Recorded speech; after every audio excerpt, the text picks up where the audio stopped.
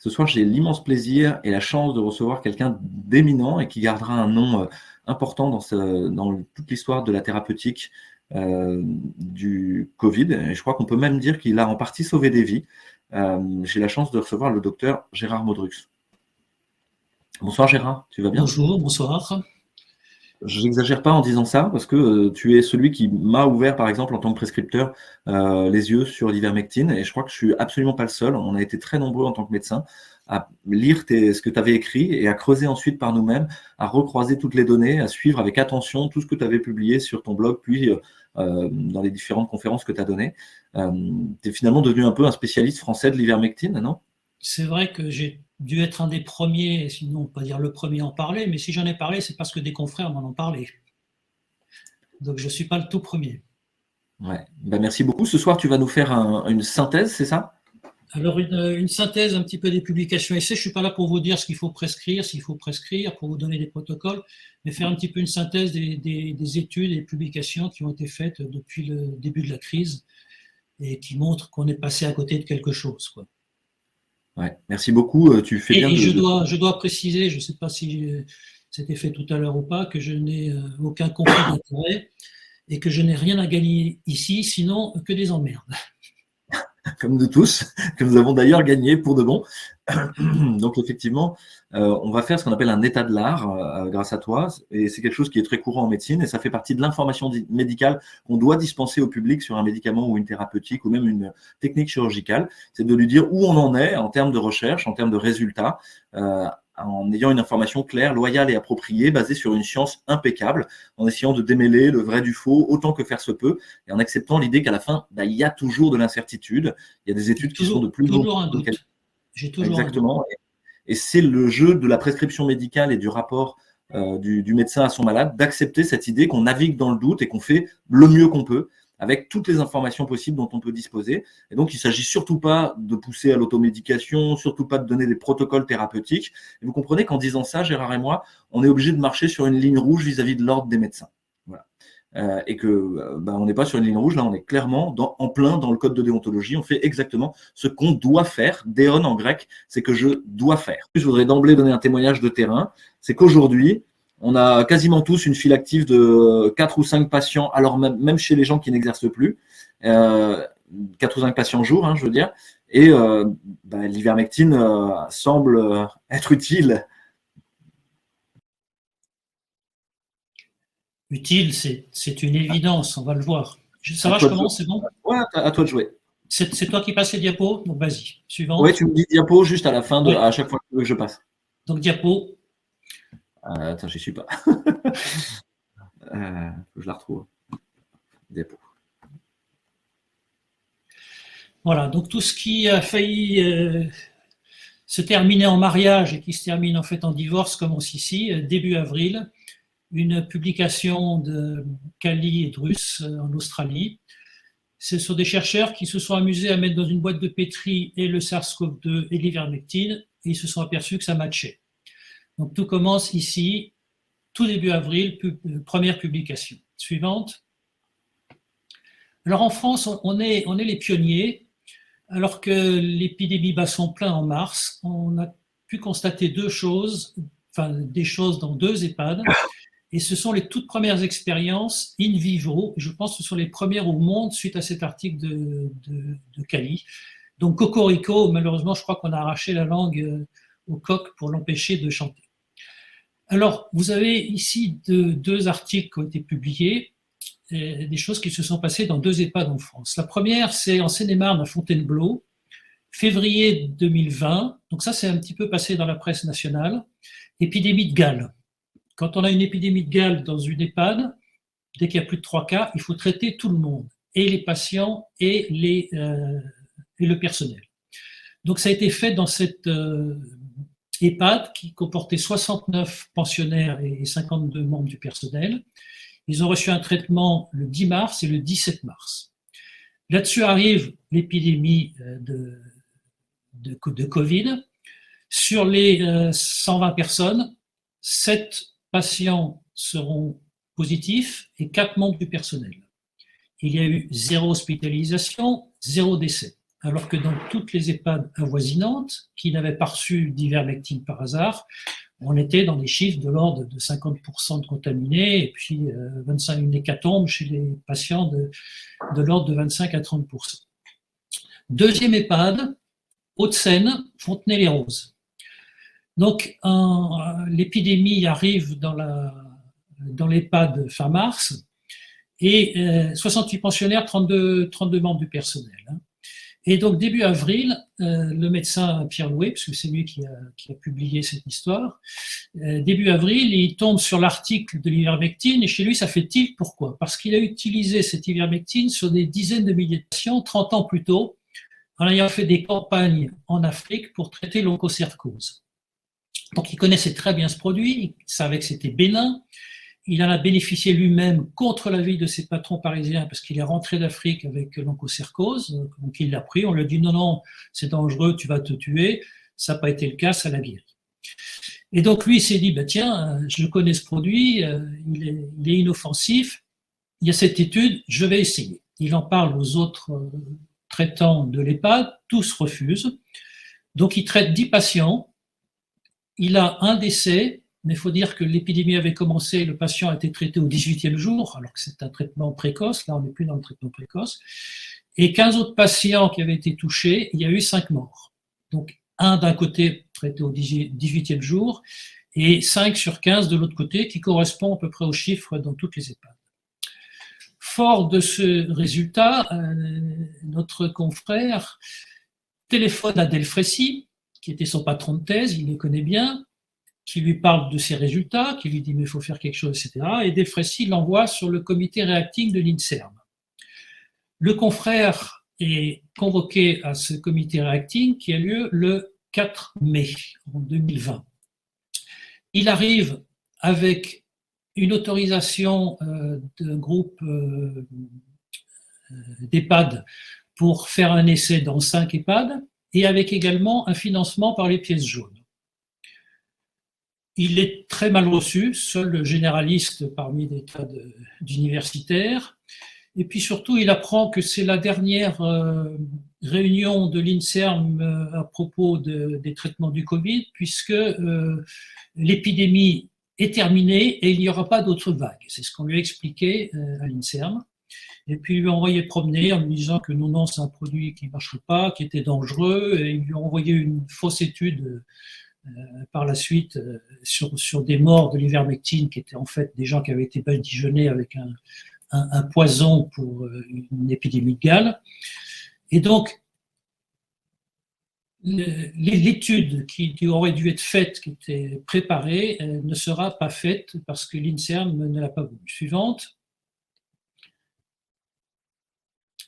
Donc également en France, d'autres études et publications. Vous savez que Medincell travaille sur l'ivermectine. Medincell est un laboratoire basé à Montpellier qui essaie de transformer des traitements existants en gélules ou injections à action prolongée. Et donc, il s'était intéressé à l'ivermectine déjà avant le Covid pour son utilisation en Afrique. Donc, Medincell a fait faire une grosse étude par Descotes, par le professeur Descotes, sur l'innocuité de l'ivermectine. C'est un très, très gros dossier, très intéressant. Et ils ont fait eux-mêmes un essai pour démontrer que l'ivermectine était inoffensive lorsqu'on l'utilisait en action prolongée, donc sur le long terme. Donc, tout ça, c'était fait en France. Et également en France, l'Institut Pasteur, qui a sorti, sous la houlette du professeur Changeux, une étude un petit peu plus tard qui démontrait que les doses, l'INSERM disait que les doses utilisées par Cali et Drus étaient trop importantes, non réalisables chez l'homme. Donc ils ont montré chez le cobaye, chez le hamster, pardon, que les doses utilisées chez l'homme étaient actives sur le SARS-CoV-2 chez les animaux qui sont les plus proches pour étudier le Covid chez l'homme. Suivante. Donc on peut en conclure premièrement qu'en avril, c'est-à-dire au tout début de l'épidémie, l'INSERM, les autorités savaient. Ils savaient grâce à 2 EHPAD où le résultat était quasiment du 100% pour stopper l'épidémie et prévenir les formes graves et sauver les patients. Donc ils savaient parfaitement, ils avaient tous les éléments pour lancer des études, pour essayer de confirmer ces constatations dans ces 2 EHPAD. Suivante. Alors après la France, si la France n'a pas voulu confirmer, les étrangers, eux, ont confirmé. Suivante. Tout d'abord, on peut constater qu'il y a, pardon, moi je fais aussi défiler chez moi, donc 76 publications concernant l'ivermectine actuellement dans le monde, qui sont classées ici différentes catégories de publications. Et en gros, en prophylaxie, les résultats sont proches de 85% de bons résultats. En traitement précoce, on est à 70% de bons résultats. En traitement plus tardif, on est entre 25, selon les patients, 25 et 50%.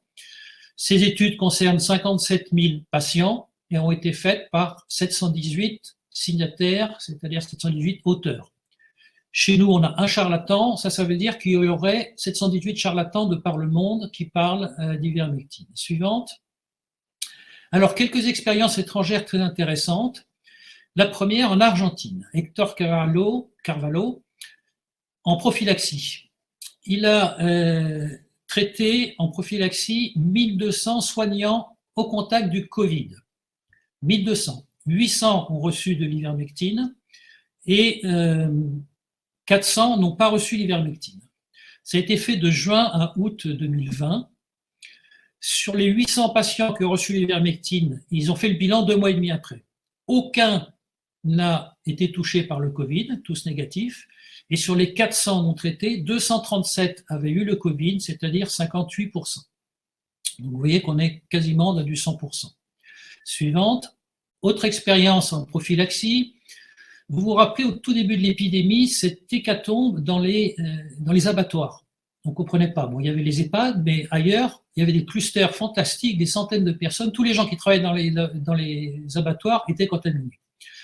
GT Food, c'est l'entreprise qui a fait cette expérience, est une des plus grosses au monde pour le traitement et la transformation de la viande, puisqu'elle a 12 000 employés.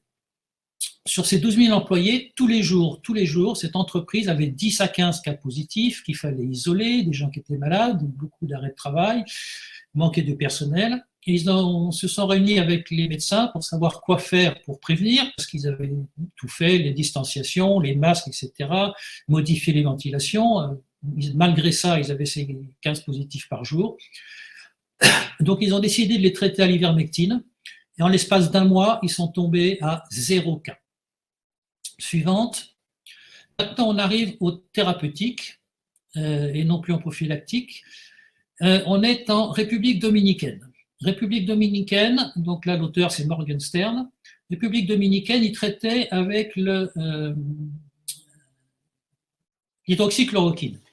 Et il se trouve qu'au mois d'avril, il tombe en rupture de stock. Plus d'hydroxychloroquine, c'était temporaire, mais bon, ils n'en avaient pas à ce moment-là. Et ils avaient vu également l'article de Cali et Drus en Australie, et ils se sont dit, donc ils se sont réunis, c'était l'objet d'un consensus. Qu'est-ce qu'on fait? Est-ce qu'on passe au Doliprane comme en France, ou est-ce qu'on essaye l'ivermectine? Ils ont décidé d'essayer l'ivermectine. Donc ça a été fait, la publication concerne 2 villes, Punta Cana et Bourdigal. Et ça a été fait avec des patients qui se présentaient dans les centres de soins avec les symptômes du Covid. L'étude a été faite sur presque 3100 patients, 3099 il me semble, et ils ont séparé les patients dans 4 groupes. Le premier groupe, il y avait 2700 patients qui avaient des symptômes légers, qui ont été renvoyés chez eux et suivis, donc avec de l'ivermectine. Sur ces 2700 patients, il y a eu 0,6% d'hospitalisation et un seul décès. Avec les chiffres qu'on avait en France à l'époque, ça se serait terminé par 50 décès. Ils n'en ont eu qu'un. Ils avaient un deuxième groupe de 300 patients plus graves qui se présentaient donc dans ces centres de soins et qu'ils ont hospitalisés d'emblée dans des chambres normales, enfin non soins intensifs. Sur ces 300 patients, ils ont eu 3 décès. On en aura eu une trentaine, sinon 30 à 40. Et puis, ils avaient 2 autres groupes qu'ils ont classés, les patients les plus graves qui rentraient directement donc en soins intensifs. Chez ces patients, ils avaient quasiment la même mortalité que chez nous. C'est pas fait pour les stades trop tardifs, c'est plus pour les traitements précoces. Donc voilà pour République dominicaine, 3000 patients quand même, avec un résultat assez extraordinaire. Suivante. On arrive, suivante diapo, à la ville de Mexico. Le Mexique. Alors, le Mexique, il y a plusieurs États, et il y avait un État qui traitait à l'ivermectine. Cet État, ben, c'est le Chiapas, c'est un État qui est toujours assez révolté, puisque c'est là qu'est née la révolution zapatiste. Et eux, alors que le Mexique interdisait quasiment l'ivermectine, eux ont largement utilisé l'ivermectine de juillet à août 2020, en distribuant à tous les malades et à la population. Et ils sont tombés à partir de leur distribution de 86 décès par jour à 6 décès par jour après 40 jours. Mexico, qui, voyant ça, alors que Mexico était le plus mauvais élève du Mexique sur les 25 ou 30 États, avec 15 fois plus de décès que le Chiapas, s'est dit on va faire un essai. Et là, ce sont les autorités de la ville de Mexico qui ont fait ça. Ils ont mis réparti dans la ville 230 unités mobiles. Vous voyez ces petites tentes blanches qu'on a chez nous pour tester dans la rue, devant les pharmacies et sur certaines places. Eh bien, eux, ils en ont mis 230 dans la ville pour tester les gens. Ils ont traité 234 000 personnes et ils avaient 83 000 positifs.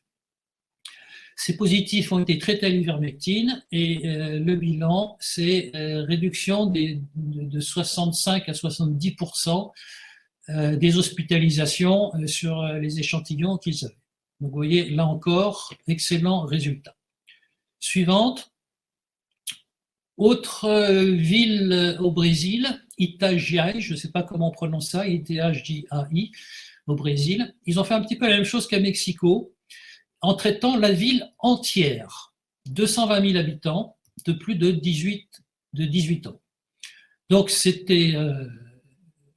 ils n'ont pas obligé les gens à se traiter, mais il y en a qui l'acceptaient, d'autres pas. Ce qui fait qu'ils avaient 133 000 patients traités et 87 000 patients habitants traités et 87 000 non traités. Et bilan des courses, ils ont constaté une diminution de 50% des décès dans la ville.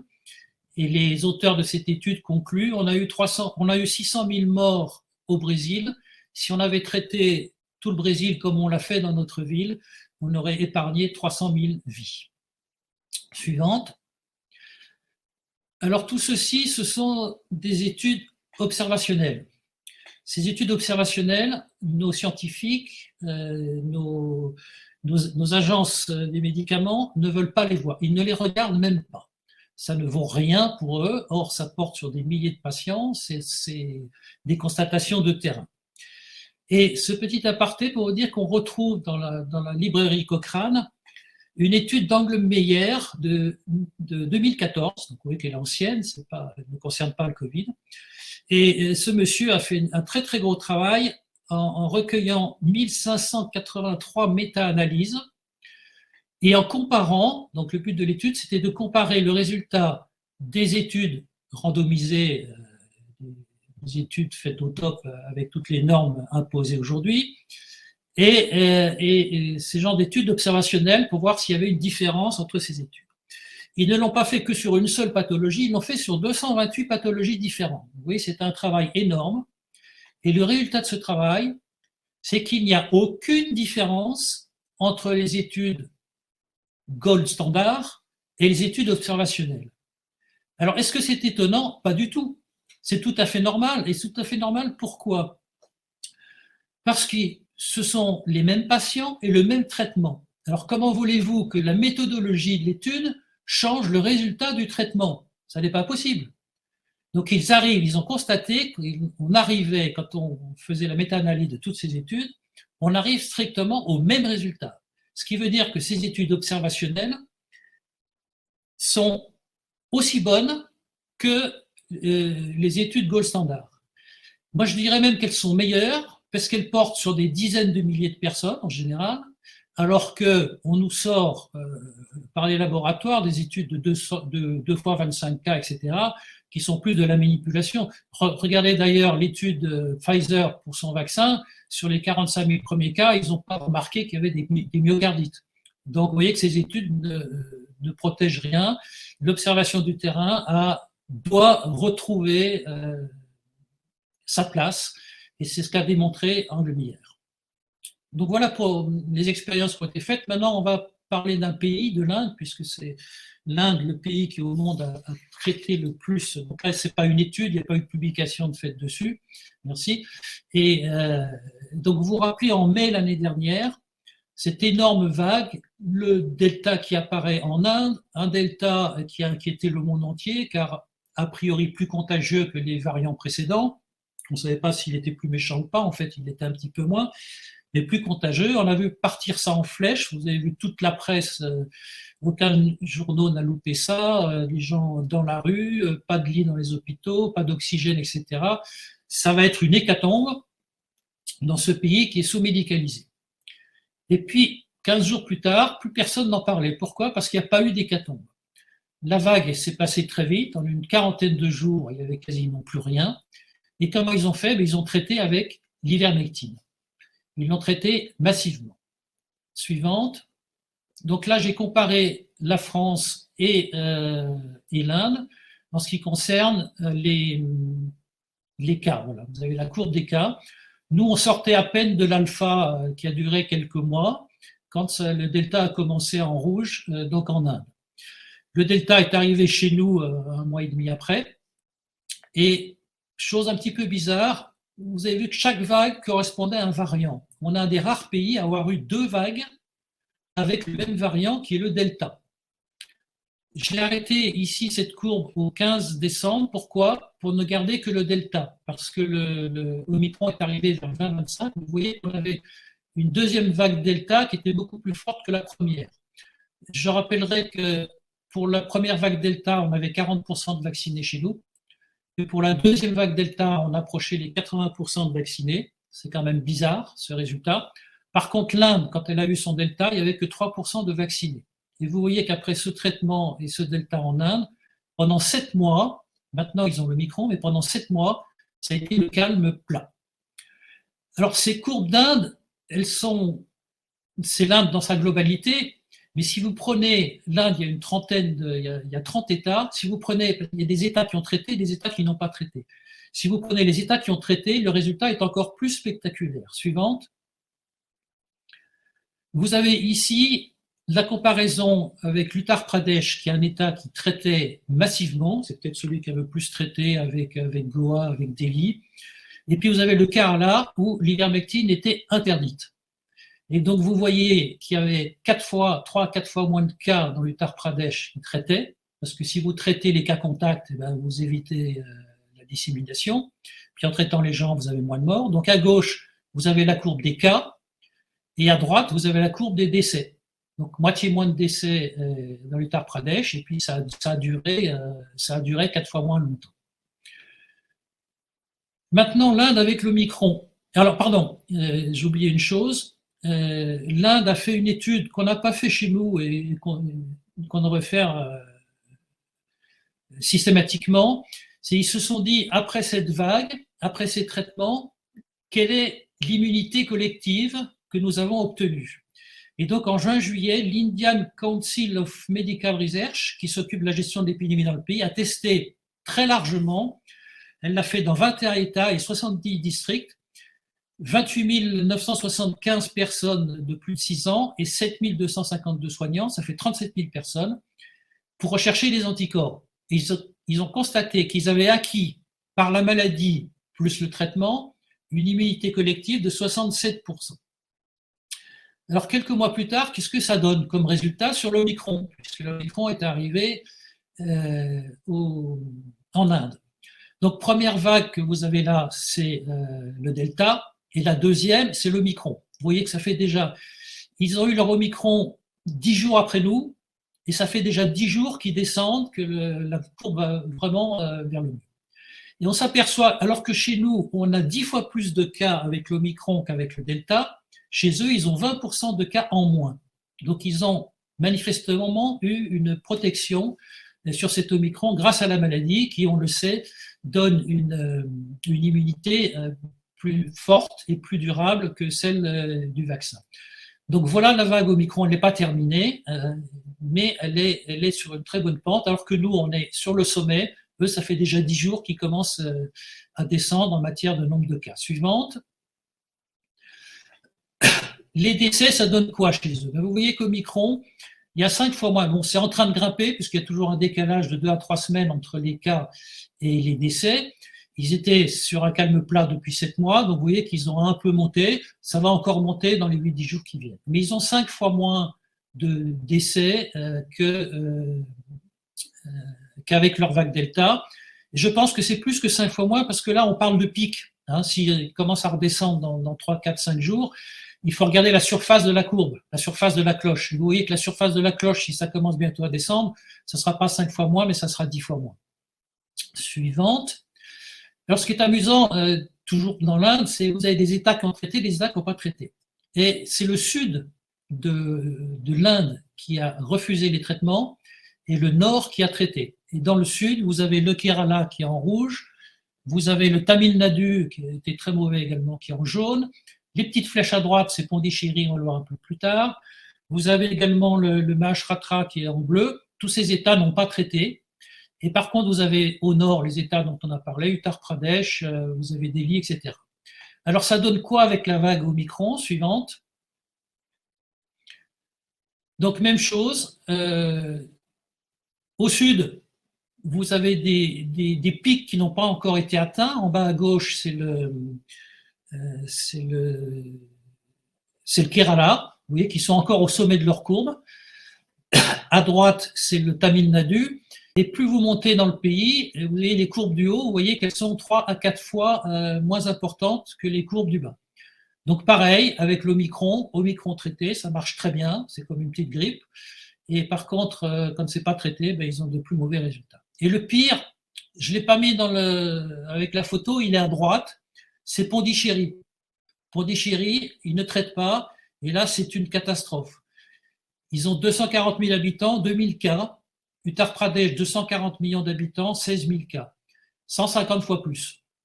150 fois moins dans l'Uttar Pradesh. Suivante. Alors, il y a d'autres pays qui ont traité le plus marquant, parce que c'est officiel, c'est clair et net, c'était constaté par l'OMS qui a même distribué de l'ivermectine sans dire que c'était de l'ivermectine. Ils ont même publié sur leur site, là-bas, ils étaient très fiers de l'avoir fait. Par contre, chez nous, ils empêchent. Il y a d'autres pays qui ont traité le Nigeria. Vous avez dû voir, je pense, sur François, l'interview de Babalola, qui est un médecin là-bas, qui est ami du ministre de la Santé. Et donc, ils traitent à l'ivermectine là-bas. Ils ont réussi à le faire adopter. Donc, ils ont eu une vague Omicron qui est 2 fois plus importante, c'est clair, brève et intense. Suivante. Et en matière de décès, ils n'ont rien. Alors là, j'ai comparé avec la France. Donc vous voyez, le Nigeria en bas, il est tout plat, ça c'est la courbe des décès. Tout à l'heure, c'était la courbe de cas. Décès en France, on est à 4, j'ai du mal à lire parce que c'est écrit trop petit, et eux, ils sont à 0,01. Ils ont 100 fois moins de décès que chez nous. Leur vague est terminée. On peut revenir sur la précédente. Voilà, vous voyez qu'ils ont fini leur vague. Ils ont eu 69 décès sur la vague Omicron, alors qu'ils ont eu 800 décès sur la vague Delta. Donc vous voyez qu'Omicron est infiniment moins létal. C'est pas 5 fois moins, mais on est plus près de 10 fois moins que de 5 fois moins qu'avec le Delta. Suivante. Donc on saute une fois. Donc là on arrive je voulais parler de l'Afrique du Sud, puisque c'est les premiers à avoir eu, puisqu'on est dans l'Omicron, premiers à avoir eu l'Omicron. Et donc vous voyez qu'ils ont quasiment fini leur vague. Donc à gauche on a les cas, à droite les décès. Donc on voit le bêta, le delta et l'Omicron, donc vague plus forte. Et puis pour les décès, on voit qu'en pic, ils ont traîné. Un mois après, ils continuent de grimper. Je ne sais pas pourquoi, parce que d'habitude, il n'y a que 15 jours ou 3 semaines. Mais si vous voyez la surface de la courbe qui est en train de bien descendre, on est à 5, 6, 8 fois moins de décès avec Omicron qu'avec le Delta. Suivante. Alors, troisièmement, et pourquoi et comment on n'a pas pu avoir l'ivermectine chez nous et dans le monde d'ailleurs, parce qu'on dirait qu'il y a une concertation suivante. Alors tout d'abord, il y a eu un blocage de tous les États, une connivence, on peut dire, puisque c'était fait partout pareil. Donc eux avaient des éléments dès le début, dès le premier jour de l'épidémie que nous, on n'avait pas, qui leur a fait prendre ce genre de mesures. C'est la première fois qu'en matière de santé, on parle de secret défense, donc on n'a pas le droit de savoir pourquoi on nous fait ça. Et donc, avec ce secret défense, et les premières mesures, c'était stop, aucun traitement. Pourquoi? Je pense qu'ils savaient ce à quoi on avait affaire, et ceux qui connaissaient bien ce virus, ou plutôt cette spike protéine, ont dit on n'a pas d'antidote.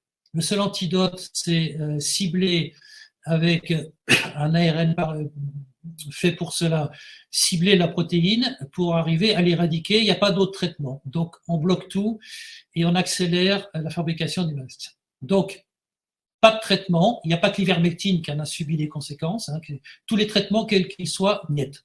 Suivante. Ensuite, il y a une pression formidable de tous les laboratoires pharmaceutiques pour ne pas utiliser de vieux traitements. Et en attendant, les traitements qui nous préparaient, que ce soit vaccin, que ce soit anticorps, que ce soit autre chose. Donc, ils avaient tous quelque chose dans leur carton à nous fourguer. Et donc, ils ont fait une grosse pression. Babalola racontait que Pfizer est allé voir son ami ministre de la Santé au Nigeria pour empêcher... le Nigeria, c'est pas rien, hein, c'est 220 millions d'habitants. Hein, pour empêcher l'utilisation de l'ivermectine dans ce pays, alors que ça marchait très bien. Donc, grosse pression des laboratoires pharmaceutiques et blocage de la part des autorités politiques. Suivante. Et il y a eu également l'attitude de toutes les agences de santé, qu'elles soient aux États-Unis, en Angleterre, en France. Donc, toutes ces organisations ont bloqué tous les traitements, on les ont refusés. Vous avez vu que pour l'ivermectine, ils ont dit non, pas assez d'études, il y en a 76. Par contre, pour les études qui venaient des laboratoires dont je parlais juste avant, une étude suffisait. Mais là, chez nous, 76 ne suffisait pas. Et ils étaient très compétents d'ailleurs pour évaluer cette étude, parce que pour beaucoup, comme le remdesivir, ils ont vite arrêté les traitements parce qu'ils se sont aperçus de choses qui ne fonctionnaient pas alors qu'ils n'avaient pas vu ça dans les dossiers. Alors pourquoi ces agences? Elles ne sont pas indépendantes médicalement, elles ne prennent pas de décisions médicales, mais plutôt des décisions politiques. Je rappellerai que on va prendre l'agence européenne, l'EMA, agence européenne. Le budget de l'EMA est financé à 76% par les laboratoires pharmaceutiques. Donc, quelle est l'indépendance de cet organisme? Et la NSM se calque systématiquement sur l'agence européenne hein, depuis le début de la crise et même un petit peu avant. C'est d'ailleurs dans ses statuts. Hein. Donc, c'est hautement revendiqué. Donc, voilà pourquoi tous ces blocages. Et tous ces blocages, ça donne quoi? Eh bien, ça donne cette occasion manquée ou ce rendez-vous manqué. Suivante. Et on va rester là-dessus. Donc, rendez-vous manqué, bon, vous avez vu avec toutes ces études, qu'elles soient observationnelles ou des études faites par des chercheurs, la présomption est évidente. Même s'il peut y avoir une ou deux études qui vont ne pas voir de différence, aucune n'a dit le contraire. Hein. Il y en a quelques-unes qui ne montraient pas ou peu de différence. En général, c'est sur les patients jeunes qui guérissent de toute manière tout seuls. Mais donc la présomption est évidente. Et j'aimerais juste parler du rapport de Hill, Andrew Hill, fait à la demande de l'OMS et de l'Agence européenne pour prendre une décision sur l'ivermectine. Donc cette étude lui a été demandée. Je lis les 4 lignes de sa conclusion. Cette méta-analyse de 18 ECR portant sur 2282 patients a montré une amélioration de 75% de la survie, un délai plus rapide de guérison clinique et des signes d'un effet dose dépendant de la cléarance virale pour les patients recevant l'ivermectine par rapport au traitement de contrôle. Donc ça marche à 75%. Ça, c'est le rapport qui a été demandé et qu'avaient les agences. Ensuite, vous savez tous, il y a eu plusieurs articles dessus, il a effectivement avoué que conclusion avait été un petit peu modifiée dans son esprit alors qu'il était très enthousiaste. On a appris aussi qu'a priori quelqu'un de l'INSERM serait intervenu justement pour ces modifications. Je pense qu'on saura la vérité un jour. Et surtout, avec cette présomption évidente, dire le contraire, quand on voit toutes ces études, dire que ça ne marche pas, soit la personne qui le dit est vraiment très bête, soit elle est malhonnête, et cela cache des considérations qui ne sont pas médicales, mais qui sont politiques ou financières, et peu importe les conséquences sur la santé des patients. C'est ce qui se passe, c'est ce qui s'est passé, je pense, avec l'ivermectine. Ensuite, rendez-vous manqué pour l'ivermectine dans le Covid. Ça va bien au-delà de l'ivermectine et de l'ivermectine contre le Covid. Pourquoi? Parce que c'est le témoin d'un problème de recherche médicale qu'il faudra à l'avenir, si on en tire des conclusions, profondément réformer. Regardez les vétérinaires. Les vétérinaires utilisent l'ivermectine à tour de bras. Plus de 200 pathologies chez les animaux grâce à l'ivermectine. Tous les vers, tous les parasites. Ça va, tous les virus chez les chiens, ils essayent, ils trouvent, enfin chez les chiens, chez d'autres animaux. Par exemple, le virus de la pseudorage porcine, c'est un virus à ARN, comme le SARS-CoV-2. Eh bien, ça marche, c'est utilisé. Donc les vétérinaires l'utilisent beaucoup, ils cherchent, alors que nous, on ne le cherche pas. Et si les vétérinaires avaient le même comportement que les médecins, ils se seraient arrêtés non pas à plus de 200 pathologies, mais ils se seraient arrêtés à 3 pathologies, comme c'est le cas pour l'ivermectine chez l'homme.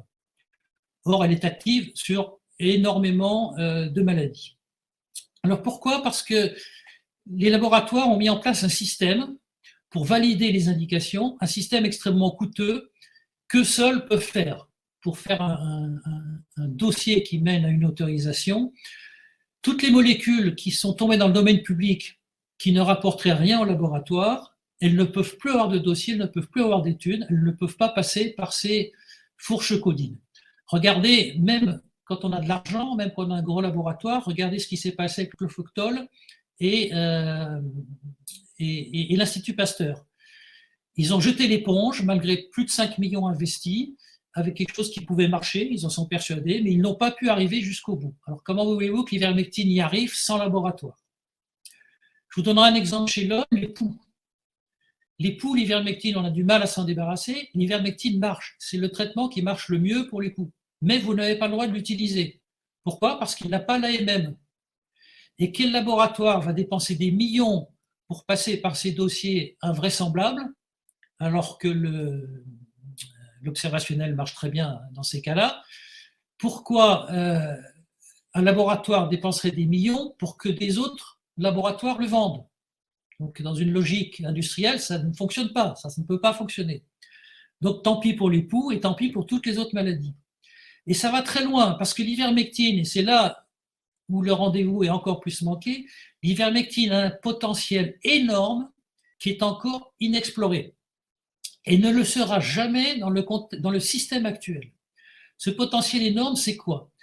Il y a des tas de modes d'action qui sont divers sur le transport du virus, on l'a vu, notamment sur les importines d'alpha et bêta, mais elle a une action anti-inflammatoire.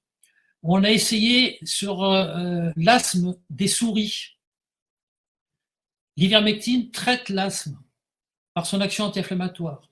C'est également immunorégulateur. Ça a également une action sur le système nerveux. C'est comme ça que ça agit chez les animaux, le système nerveux central. Et il me semble avoir lu une étude, mais je voulais la citer là, et j'ai pas eu le temps de la retrouver, sur la sclérose en plaques avec des remyélisations grâce à l'ivermectine. On sait que ça marche sur le système nerveux puisque c'est le mode d'action principal pour tuer tous les parasites et les vers. Et surtout, depuis un an, il y a au moins une dizaine de publications, sinon une vingtaine, qui sortent sur ivermectine et cancer. Et ces publications, vous ne les verrez jamais en France. Et personne n'osera même essayer de traiter un cancer à l'ivermectine en France. Ces études sont faites en Chine, elles sont faites au Japon, elles sont faites en Turquie, j'en ai vu plusieurs, et ça marche sur différents cancers, notamment les cancers digestifs, les cancers urologiques, les cancers génitaux, les cancers chez la femme, le sein, les ovaires. Je vous lis des extraits de quelques études que j'ai lues. Cancer colorectal, 3e cancer au monde pour la mortalité. pour étudier l'impact de l'ivermectine sur la morphologie cellulaire des cellules cancéreuses colorectales, nous avons traité les cellules cancéreuses colorectales SW480 et SW1116 avec différentes concentrations d'ivermectine. Donc, ils ont cultivé des cellules cancéreuses coliques, ils ont mis au contact d'ivermectine et observé l'altération de la morphologie cellulaire au microscope optique. Même pas besoin d'électronique. Après 24 heures de culture, la morphologie cellulaire a changé de manière significative. Pour les cellules SW480 à 20 micros, ces cellules ont perdu leur forme d'origine, sont devenues arrondies, ont rétréci à mesure que la concentration d'ivermectine augmentait. Et elles devenaient de plus en plus rares. Ces résultats suggèrent que l'ivermectine pourrait favoriser la mort des cellules cancéreuses colorectales de manière dose dépendante.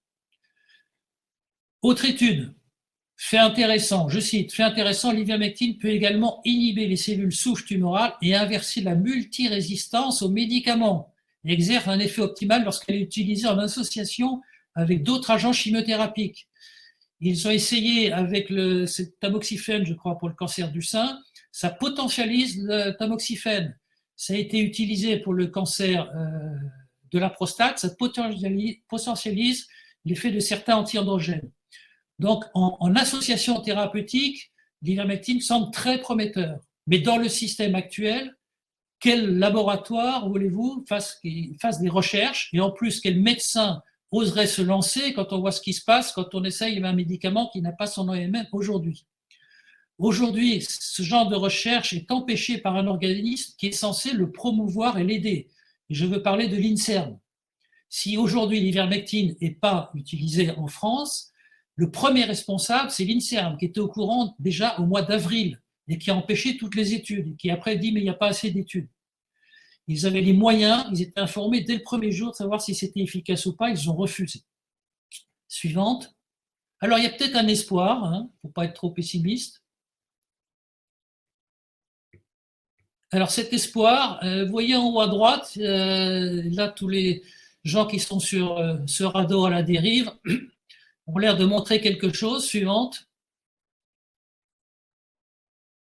Cet espoir va venir du Japon dans le mois ou les 2 mois qui viennent.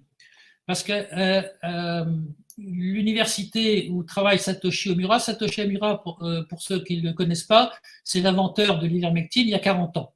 Et il continue à se battre, malgré ses plus de 80 ans, pour promouvoir, pour défendre l'ivermectine.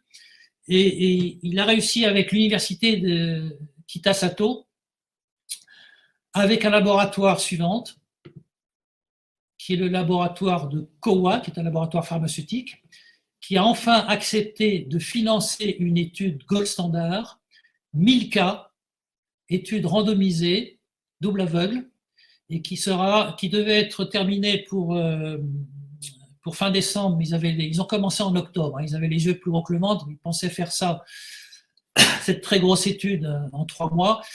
Elle va sortir au mois de mars, pardon.